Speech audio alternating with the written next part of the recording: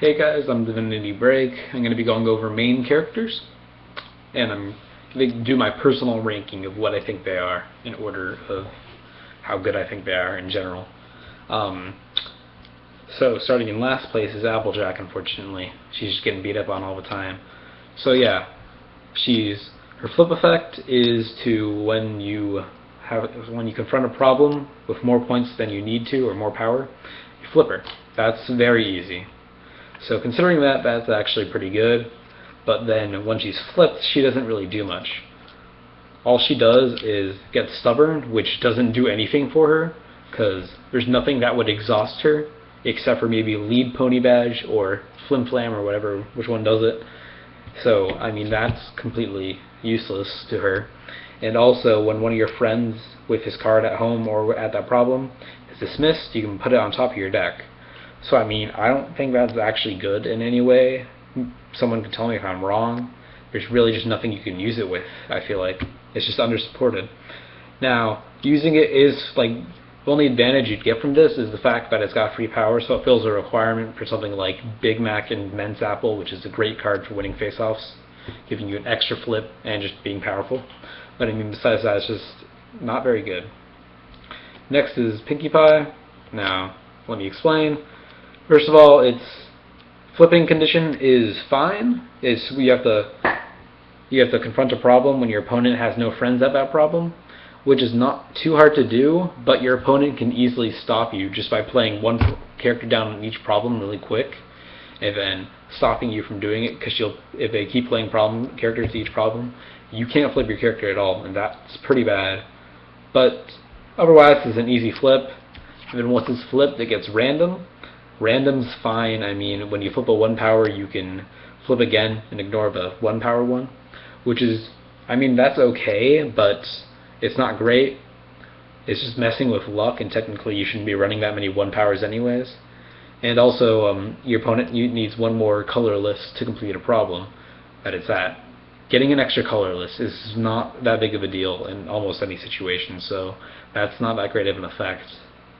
Also, there's a lot of Pinkie Pie cards that already have no requirement, so getting a free power isn't that amazing in any sense.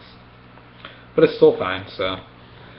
Fluttershy, this is kind of awkward here, but it's got, we have to confront a problem with a critter at it, and then it flips, which is good. It's actually a good card, it's just some of the other mains are really good in consideration comparatively, but it's got Caretaker, which is fine, which means it's 4 power, and when a face-off starts, you can move the critter from home to the same problem. I mean, that's actually a really good effect. It's just, it's kind of undermined by the other cards. Twilight, I'd actually probably rank it the same as Fluttershy. It's got probably one of the hardest flip conditions, which is win a face-off, which means you can't use it for the face-off, which most of the other main characters can. But once you flip it, it gets Studious, which is the second best, or I guess second and or third best skill you can get from the keywords. And like, I'd say it ties with Inspired and Swift, but Swift and Studious give you physical, tangible advantage, while Inspired doesn't. That's just messing with luck. So, but yeah, I'd say Studious is probably the second best keyword, and also after you can, when you flip cards for a face-off, you can add events to your hand, which is great considering you can stack your deck with stuff like Zecora and a Vision into the Future. Actually, this card is great with Vision in the Future, because you play Vision in the Future, and this card lets you put it back into your hand, and you get the action tokens you paid to use it, you get them back from Studious. So it's actually really well working with that card.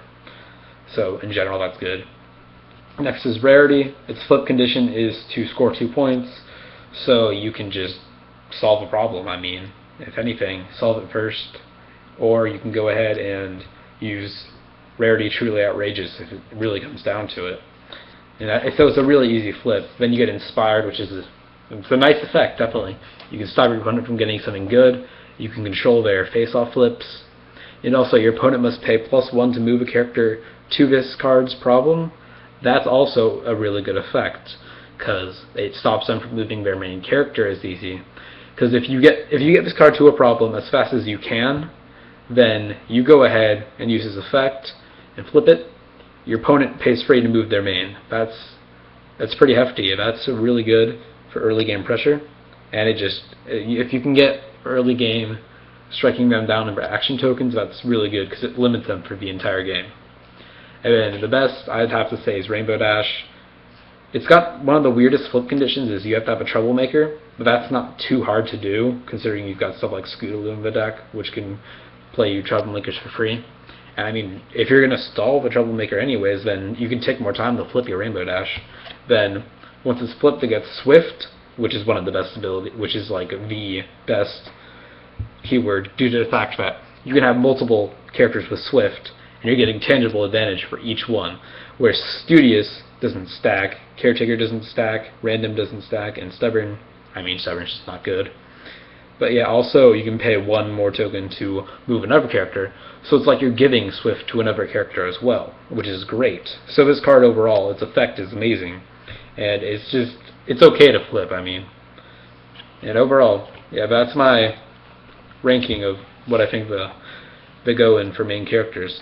Overall, your main character is definitely influential in the game, giving you your first opening stuff. Usually, the way I like to run a deck is run the heavy cards from the clan or type I'm using the main character for, then just use like the less requirement ones for the support clan, the one that I don't have the main character for. So we're definitely affecting the game in a heavy state.